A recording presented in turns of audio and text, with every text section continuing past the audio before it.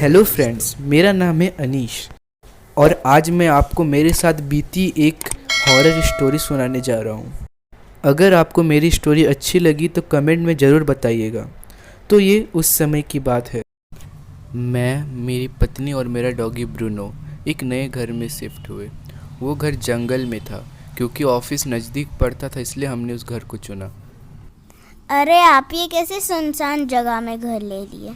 ये घर हमारे बजट में पड़ता है और ऑफिस भी काफ़ी नज़दीक है यहाँ से।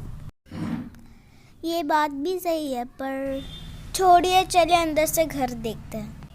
हम लोग घर के अंदर चले गए। वो घर अंदर से बहुत सुंदर और बड़ा था। इतना अच्छा घर हमें सस्ते में कैसे मिल गया? बहुत रात हो चुकी थी इसलिए हम लोग बेडरूम की तरफ चले गए। बेडरूम भी बहुत अच्छे कंडीशन में था। अरे वाह, ये रूम तो बहुत अच्छा है। मुझे बहुत नींद आ रही है, मैं सो रहा हूँ। मैं ब्रूनो को सुला के आती हूँ। प्रीति ने डॉगी को सुला दिया और खुद भी सोने चली आई। आधी रात हो चुकी थी और चारों तरफ सन्नाटा छाया हुआ था। तभी मैंने ब्रूनो की भौंकने की आवाज़ सुनी। अरे इतनी रात को ब्रूनो क्यों भौंक रहा है? मैंने देखा कि ब्रूनो खिड़की की तरफ देख के भौंक रहा था।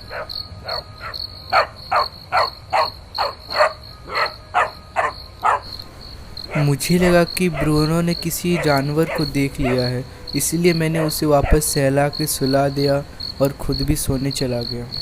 बहुत नींद आ रही है।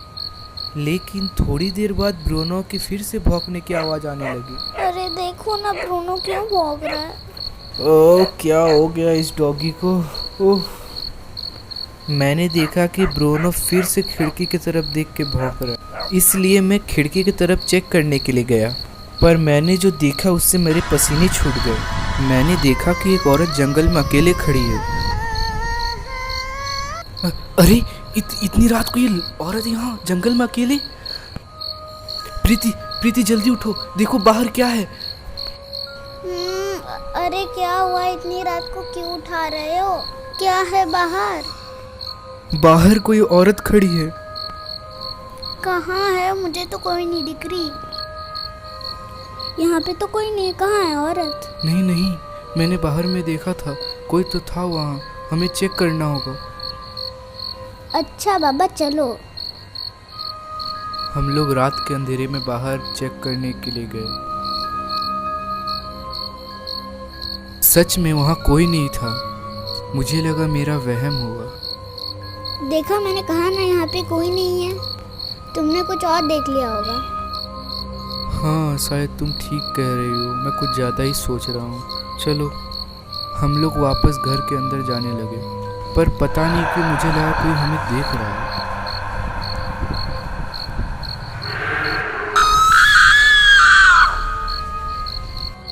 उस रात मुझे नींद नहीं आई। मुझे लगा कोई मुझे बुला रहा है।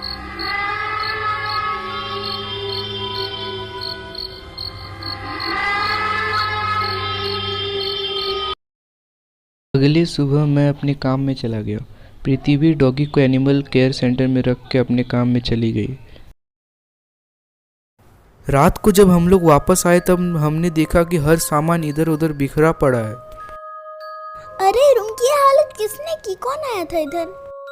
कोई चोर तो नहीं आया हमारे घर में? क्या चोर? ये लाइट ऑन ऑफ कैसे होने लगा? ये लाइट को क्या हो रहा है? क्या हो रहा है ये? अरे ये लाइट तो चली गई। रुको, मैं मेन स्विच चेक करके आता हूँ। नहीं, तुम इतना अंधेरे में अकेले मत जाओ। अरे अच्छा हुआ लाइट वापस आ गई। अरे ब्रूनो रुको। अब क्या करे? एक काम करो, तुम ब्रूनो के पीछे जाओ, मैं मेन स्विच देख के आता हूँ। ठीक है।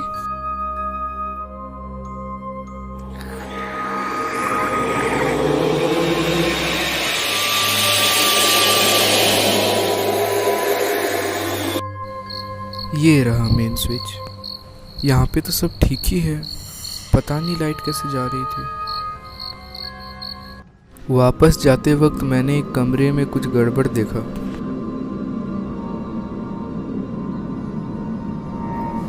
इस रूम की लाइट ऑन ऑफ कैसे हो रही है?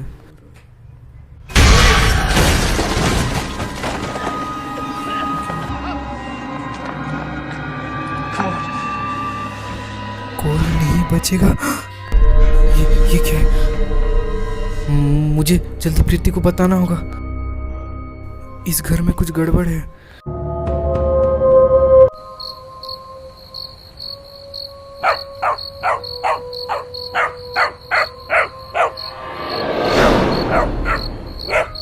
ब्रूनो, अरे कबर्ड को देख के क्यों भौंक रहे हो? इधर मेरे पास आओ। शांत हो जाओ, शांत हो जाओ। तुम इधर बैठो, मैं देखती हूँ क्या है उधर।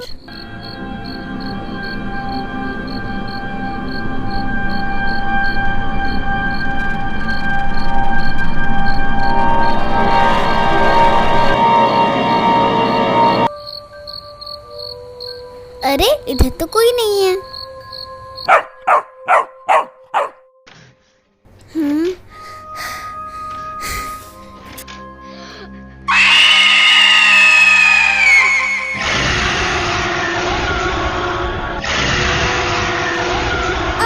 छोड़ो मुझे, छोड़ो।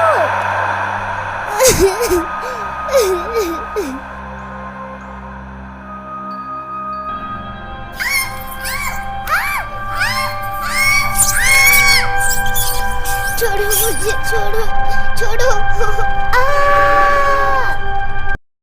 तो दोस्तों इस पार्ट के लिए इतना ही।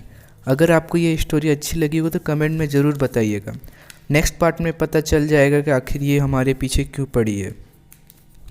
और हाँ, अगर आपने अभी तक हमारे चैनल को सब्सक्राइब नहीं किया तो जल्दी से कीजिए और बगल वाले बेल आइकन को भी दबा दीजिए ताकि आपका सेकंड पार्ट मिस ना हो। बाय।